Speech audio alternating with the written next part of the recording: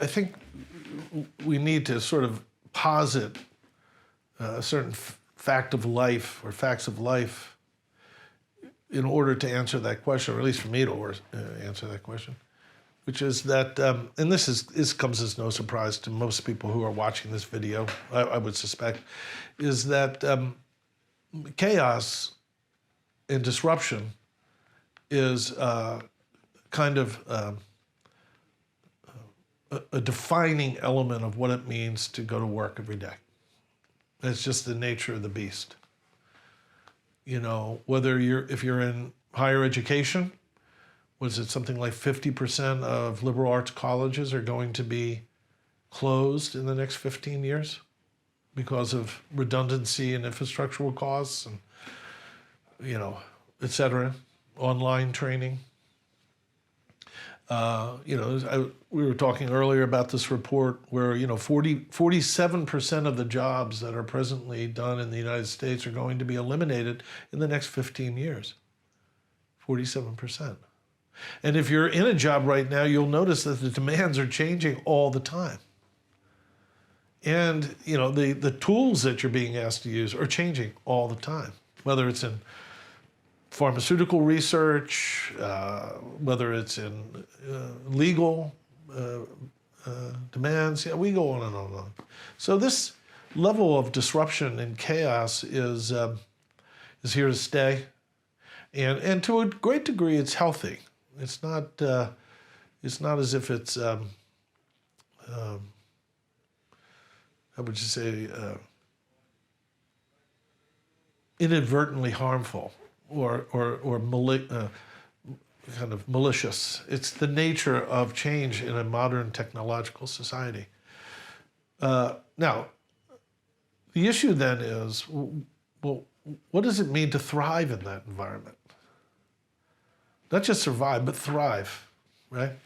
And, you know, there's a lot written on this. I'm not by any means someone who has, like, you know, a unique view on this.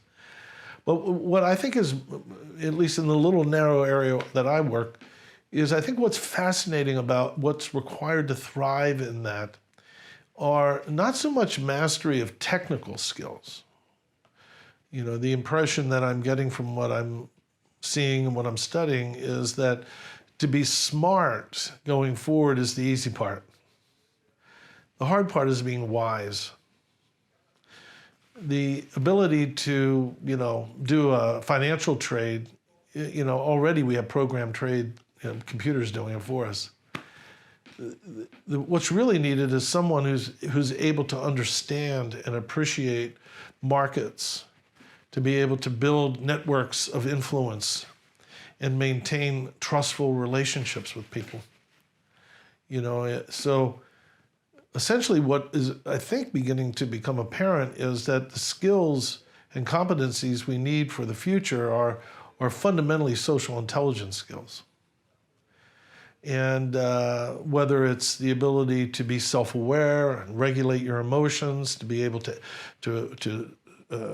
empathize accurately with someone else, build trust with someone else, joint problem solve a conflict in a way that maximizes advantages to both, the ability to listen well and clearly to someone, to express your point of view concisely, to joint decision make. I mean, we can go on and on and on with what these social intelligence skills are, but what I'm seeing, and the research is beginning to sort of point in that direction, is that these are the skills that are going to help us thrive in the future.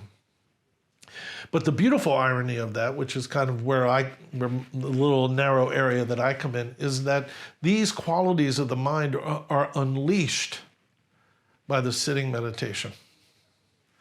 That we have natural abilities to empathize, to listen well, to joint problem solve, to be self-aware, to self-regulate, to have positive self-regard, and to extend that to someone else, to sympathize accurately with someone's feelings and point of view. We can go on. We have these natural qualities. And the beauty of the practice is this is all you have to do to unleash them.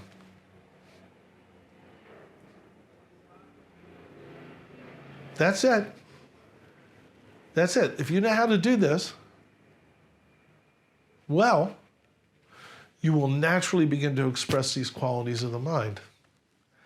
So, I find it a very exciting time to be in conversation with leaders and organizations about this topic, that training managers, employees, professionals, engineers, leaders, technicians in this simple practice is actually vital if you want to adapt agilely to the demands of this emerging marketplace. And that's a real irony. It's a real irony.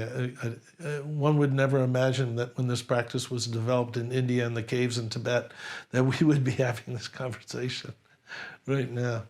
But it's a beautiful one to be in.